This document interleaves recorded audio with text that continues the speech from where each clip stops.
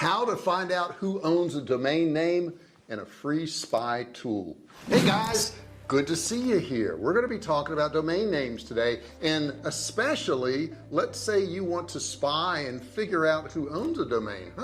Okay, so it happens this way. You decide that you're going to start a business, you get a great name for a business, you find out that name's not registered, but lo and behold, somebody has that domain name. They've already paid and they're a registrant of that domain name. What do?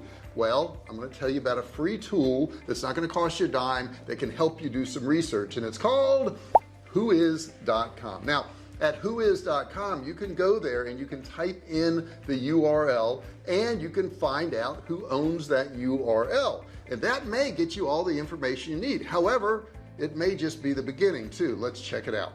Okay, so all you do is enter the URL for the domain name in question. Then you click the search button to find out the information about the domain and who owns it. Now WHOIS will show basic information like the domain name, domain registrar, server, URL, that type of thing, creation date, you'll know how old it is. You can see in this screenshot right here that Shopify was created March 11th 2003, so 2003 was a weird way to say that, and currently registered with Mark Monitor. Okay, what is Mark Monitor? Well, that's kind of like a go-between, and it protects the owner from getting their personal information out there. Now you can click view more information, see that button right there, to expand the window and see more data about the domain name, which you have that data right there. It may not do you so much good, right? But you do see there's a lot of data there. Now you may notice that this information doesn't exactly take you to the owner, right? In fact, all it really does is gives you the name server, acts a go-between, essentially protecting the domain owner's identity. So this means that you need to do some extra research and find out who owns that domain. Now if the owner's identity is hidden, all you have to do is look up information about that company and who owns it on the internet. Simple. You may find a contact us or about us page that talks about the company's leadership, founders, etc., that type of thing.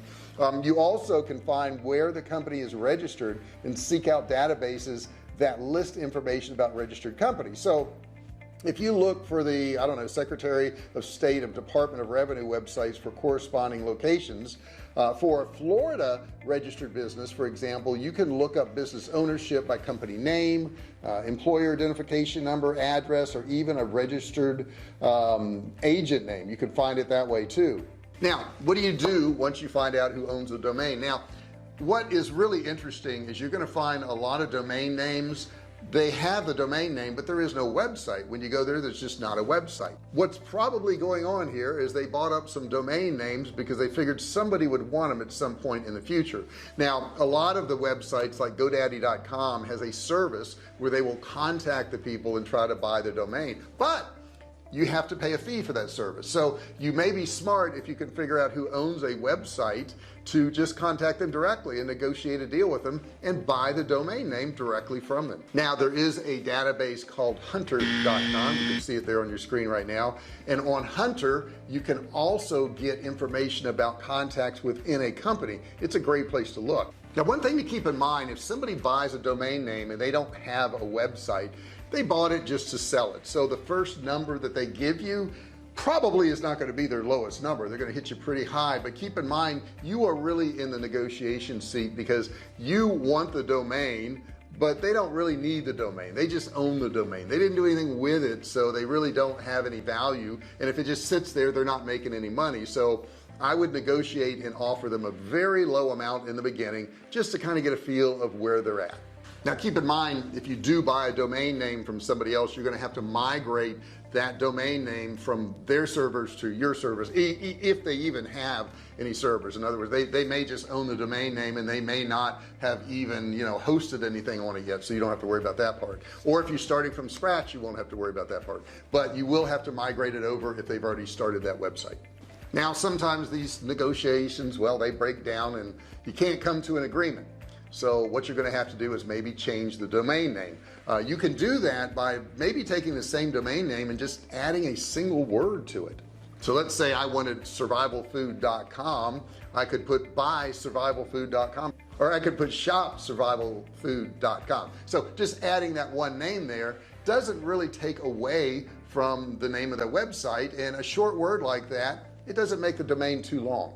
You can also use what's called a free name generator. You can find those all over the internet. If you just type in the words name generator, free name generator, you're going to find something, and all you have to do is put your terms in there, whatever you're talking about. So maybe it's lawn care, and you put in lawn care and shrub cutting and fertilizing and whatever you want, and it may come up with a really good domain name that you hadn't even thought of. When I first started my company, I didn't really have any idea what to call it, because I was just selling survival type products and camping supplies and that type of thing, and my initial domain was survivalcave.com, and I was just sitting there in the living room one day and came up with it. Now, it was not necessarily a great name, but later on I migrated over and I got to where we were manufacturing food, and when you're manufacturing food, Survival Cave didn't quite work, so I changed it to Survival Cave Food. Wow, genius idea, huh?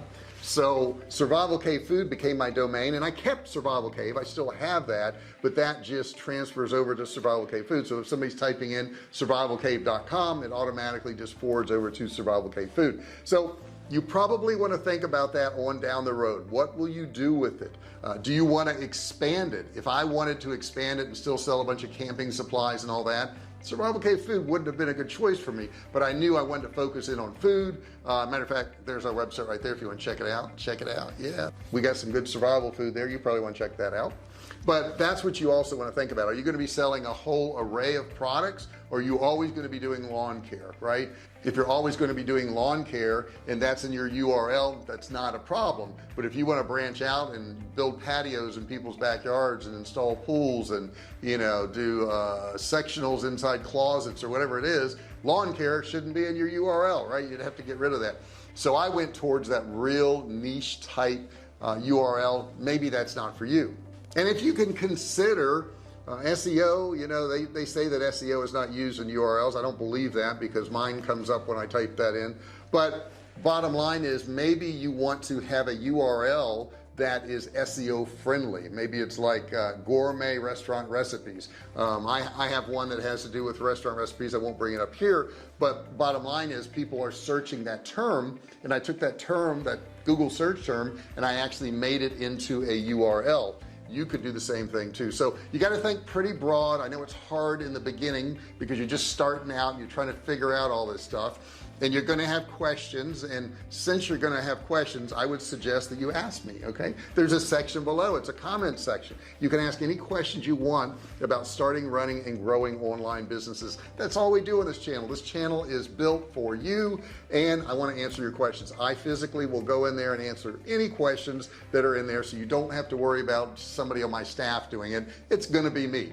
I don't get to them every single day, but I do the best I possibly can. I hope you enjoyed this video. If you have suggestions for other videos, put that in the comments below too. Heck, if you just want to say hi, put hi in the comment section. I'll say hi back, and we can connect that way.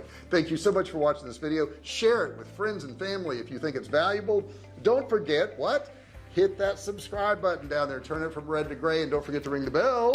Turn on all bell notifications so you're notified each and every time I go live or if I upload a new video. Thank you so much for watching this video, and I'll see you in the next one. Hey, thanks for watching my video. Don't forget to subscribe to my channel and click that little bell right there so you can be notified every time I do a new video. Also, click on one of those videos there. Keep watching on my channel.